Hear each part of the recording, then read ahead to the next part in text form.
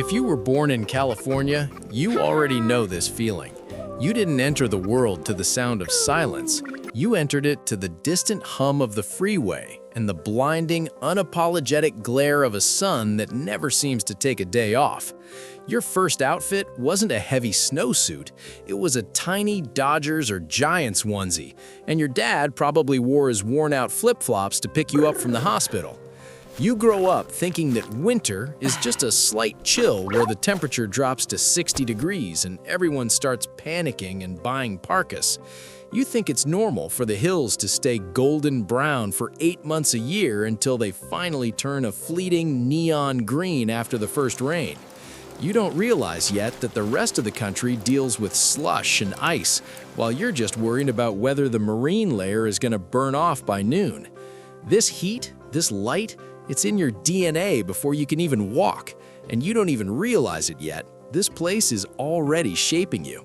You already remember the sound of that yellow bus screeching to a halt under a row of dusty palm trees. In California, we didn't get snow days, we got smoke days. You remember waking up to a sun that looked like a dull red coin in an orange sky because some canyon miles away was on fire again, and the school district finally decided the air quality was too gnarly for PE.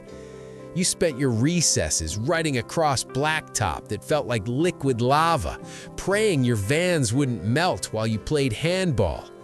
You think school matters, but it's really about that ritual of hitting the 7-Eleven or the local corner market for an icy the second the bell rings, feeling that brain freeze hit while the Santa Ana winds kick up the dust around you. You swear the air tastes like jasmine and dry brush, a scent that stays in your nostrils for years. You think this is how every kid grows up, but that's when you start understanding where you live. Family traditions in the Golden State mean one thing: getting really comfortable in the back of a dusty Honda Odyssey. Whether y'all were heading down to Anaheim to see Mickey or trekking up to Lake Tahoe for a weekend of winter, you spent half your childhood staring at the bumper of the car in front of you. You remember your mom packing a massive igloo cooler filled with sandwiches and Capri Suns because she ain't about to pay $15 for a burger inside the park. You'd pass the endless almond orchards in the Central Valley or the coastal cliffs of PCH, watching the world blur by. You learned early on that when someone asks how far away something is, you don't say 20 miles, you say 2 hours, maybe 3 if the 405 is acting up. These long hauls with your siblings, fighting over the radio station while the AC struggled against the 100-degree heat, were your true education. It felt like home. And you don't even realize it yet, but you're about to learn the hard way how much space you really need. Getting your license here? Yeah, that's different. In California, a car isn't a luxury, it's your oxygen mask. The day you turned 16, you were at the DMV before the sun was up, ready to claim your freedom.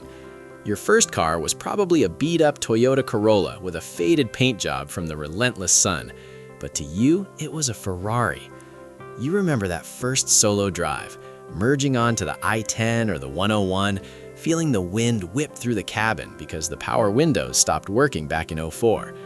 That car wasn't just a car, it was your ticket to late-night runs to the beach or finding a hidden spot in the hills to watch the city lights flicker like a circuit board. You'd spend half your paycheck on gas because prices are always $1 higher here than anywhere else, but you didn't care. You were mobile, you were loud, and you felt like the king of the freeway. And you were just getting started. Your first job?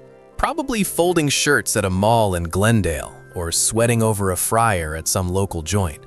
But the real story of your youth is the food. You learn real fast that there is a hierarchy to everything, and at the top sits In-N-Out. You already know the secret menu by heart. Double-double, animal style, chopped chilies. And you don't mind sitting in a drive-through line that wraps around the entire block for 40 minutes. It's a ritual.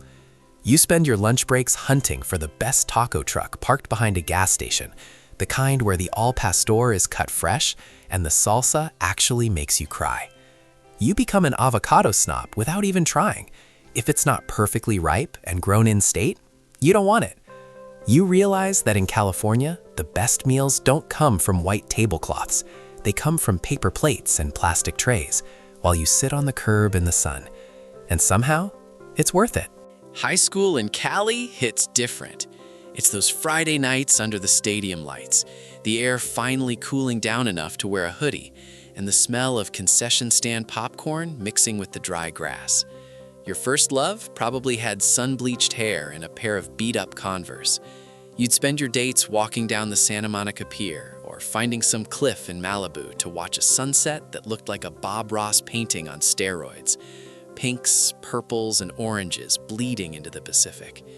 You talk about your dreams while the waves crashed below, swearing y'all were gonna make it big in the city or escape to the mountains.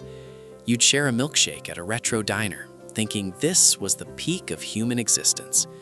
You keep saying you want to leave, that this town is too small or too fake.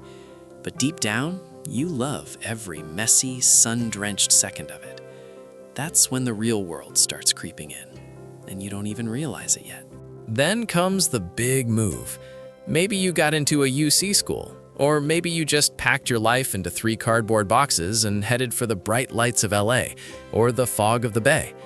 You spend hours driving up the I-5, passing the Cow Hill smell that every Californian knows by heart, realizing just how massive this state really is. You see the landscape shift from palm trees to redwoods, from desert scrub to rolling vineyards. You move into a studio apartment that costs more than a mansion in Texas, and you learn to live on ramen and cold brew. You start to see the real California, the grind, the hustle, the people from all over the world trying to catch a spark of that Hollywood magic. You're navigating subway lines or bridge traffic, feeling small in a sea of millions, but you've never felt more alive. You're chasing a version of yourself that only exists here, and that's when things start to change. Nobody prepares you for this part. You open your first adult paycheck and realize the state government takes a massive bite out of your dreams before you even see them. You start complaining about the sunshine tax, that extra $1,000 you pay just to exist in a zip code with a palm tree. You're stressed about the rent, you're annoyed that a basic avocado toast is $20, and you spend your commute yelling at people who don't know how to merge on the freeway. You finally get it, why everyone back home talks about moving to Arizona or Idaho. This place will test you every single day. It'll drain your bank account and make you sit in traffic for 90 minutes just to go 5 miles. But then, you're driving home after a brutal shift and you see the moon reflecting off the water, or the purple mountains silhouetted against a neon twilight, and you go silent. You stay. You always stay. At some point, it hits you. You've become the person you used to mock. Your Saturdays aren't for clubs anymore. They're for Home Depot runs and trying to figure out why your sprinkler system is leaking. You spend way too much time obsessing over your drought-tolerant landscaping, trying to keep a patch of green alive while the sun tries to kill it every afternoon. You've traded the wild nights for a quiet morning on the patio with a cup of Pete's coffee, watching the hummingbirds fight over the feeder. You've got a routine: the Sunday farmer's market, the occasional hike where you complain about the crowd, and the ritual of washing your car, even though you know the dust will be back by Tuesday. You spent your whole life complaining about the chaos, but now you found this little slice of suburban peace. You look at your mortgage and wince, but then you look at the orange tree in your yard and smile. In the end, it's just you and the coast. You've spent decades saying you were gonna leave, that the taxes were too high and the people were too fake. But the second you cross the state line, you miss the smell of the salty air. And the way the light hits the hills at 4 p.m., that golden hour that doesn't exist anywhere else on Earth. You realize this place built you. It gave you your grit, your style, and your weird obsession with finding the perfect burrito. You look at the generations coming up behind you, kids in their vans heading to the beach, and you see yourself. You realize that despite the fires, the traffic, and the cost of living, you wouldn't trade this sun-drenched madness for anything else. This state is a part of you, a permanent tan on your soul that never fades. You finally understand.